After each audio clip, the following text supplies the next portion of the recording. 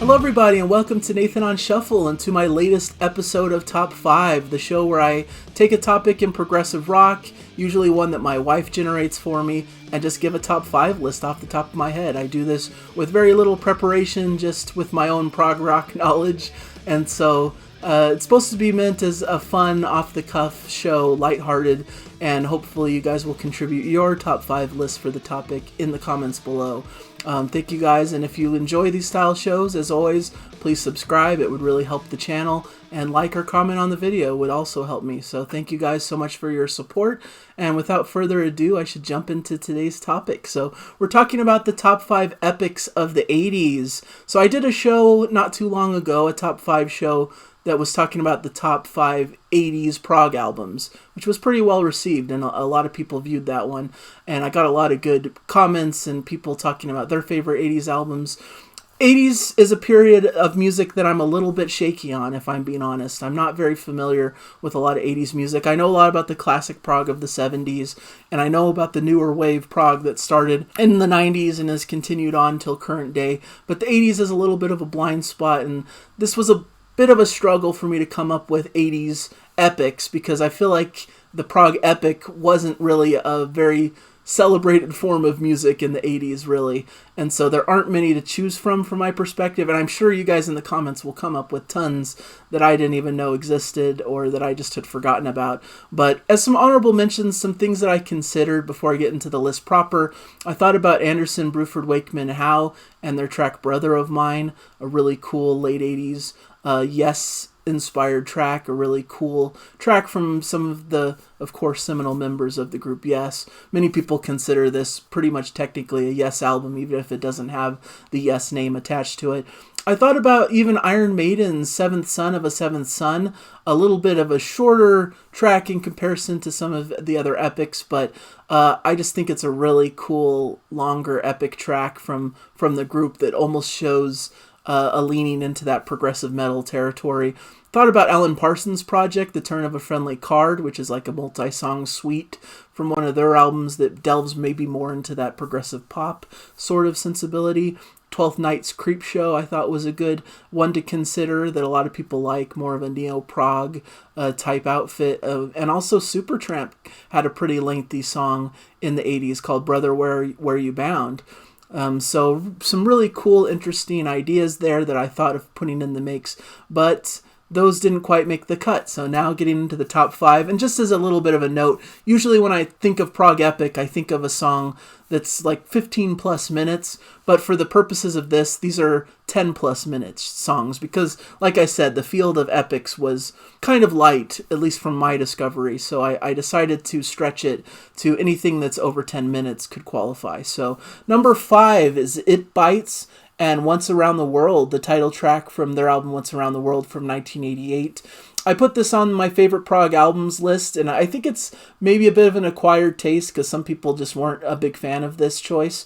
So I'm probably going to face that similar backlash here, but I just find the band to be a really interesting, quirky pop band from the 80s that really had some progressive tendencies. Yeah, I know this isn't full-on, full-out classic prog here. There's a lot of 80s style pop influences, but just to have a 15-minute song on your record that really goes through so many different moods and feels and different sections just feels very progressive in spirit. This is almost like the 80s pop version of Supper's Ready in a way, just with all these different cool, odd, different sections and different flavors to the songs. So it's a really cool track that I thought should be featured and focused on. Number 4 on my list is Rush's The Camera Eye from Moving Pictures from 1981. Of course, the classic lineup here, Alex Lifeson, Geddy Lee, and Neil Peart. Classic stuff. This is such a great track from Moving Pictures, which is considered by many one of their greatest albums, one of their probably most commercial successes with Tom Sawyer and YYZ or YYZ on the mix as well. But The Camera Eye, sometimes I feel it gets a bit forgotten because it doesn't have the big notable clout of some of the big hits like Limelights and other, there's just so many great classic tracks on it. But The Camera Eye is like a 10-minute suite that talks about the tension between human emotion and the structure of modern cities. It's really a grand piece that has a lot of build-up, some atmospheric stuff, synth-dominated work, and orchestrated sections. Really fun rocking parts as well. Alex Lifeson delivers some really great soloing. So it's a really cool track from the band Rush, and really the last true epic that they did. So I think it's deserving of a list like this. Just a really cool track that really stands out to me in one of their early 80s releases. Item number 3 on the list is IQ and their track The Last Human Gateway from Tales from the Lush Attic, 1983. And also The Enemy Smacks, which closes out the same album, is also strong as well. So I kind of view these in tandem, but if I have to pick one, I think I'm going to go with The Last Human Gateway. It's a bit longer, and it starts off the album on such a cool note. There's just so much going on in the track. Really showcases a young band and them really coming into their own, really showcasing their abilities. I like Peter Nichols' vocals, which is really fun to hear in this young stage of his voice. You know, it sounds a bit more raw and less developed, but really interesting in that fashion.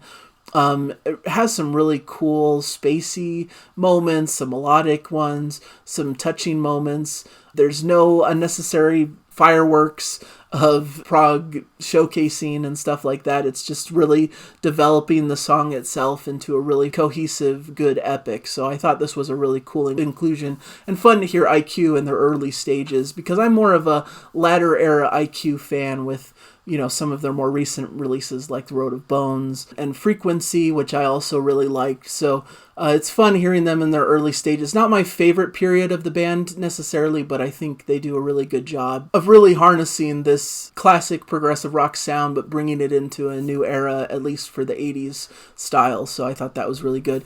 At number 2, I'm picking Yes's Machine Messiah from Drama from 1980. I really love Drama. I think it's a very underrated album from Yes. I think it really has some great heights that match some of the best stuff of their catalog.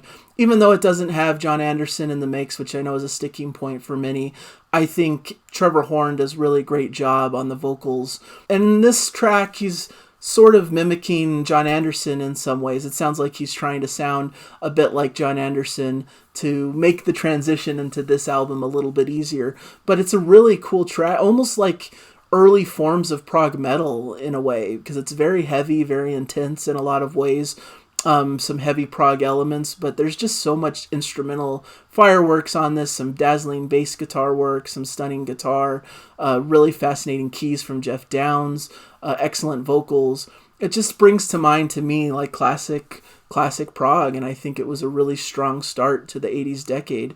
Even though they didn't really have any great big prog epics in the future in the 80s, this was about as good as it got. So this is a really classic track that I really liked, a really cool mini epic that really is a good highlight for that album, and a great opening track to really get the mood set for the album.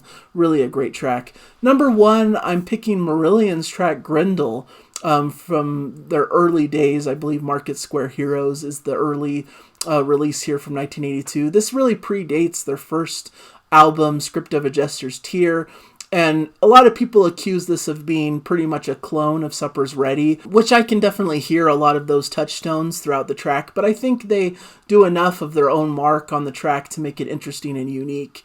Grendel, I believe, is a reference to the monster named Grendel from the epic poem Beowulf, but it's also inspired by John Gardner's novella Grendel from 1971, telling the story from the monster's point of view, so it's an interesting take on the lyrics and on the story. But it's a really cool track that goes through so many different sections, just like Supper's Ready. You know, it has some really cool sections, and it's a great showcase for Marillion and their talents in these early days. A lot of great vocals from Fish, a lot of great playing, and it's just a really concise, fun epic to listen to that I somewhat missed. I hadn't really heard this before this project, so it was a fun little hidden gem to discover. And sure, maybe it's not the most original piece of work, and I'm sure Marillion would continue to do many other great things that would probably surpass this, but when talking about traditional prog epics, this is about as good as it got in the 80s from my perspective. So that's why I put it here at number 1. But what is your guys' list? You know, what do you guys think is the best prog epic of the 80s. I'd be interested to hear your impressions of the tracks that I chose. And so thank you guys for joining me in this episode. It's always really fun to check in and discuss this stuff with you guys. And I hope you guys have a fantastic day and just keep enjoying the music. Bye, everybody.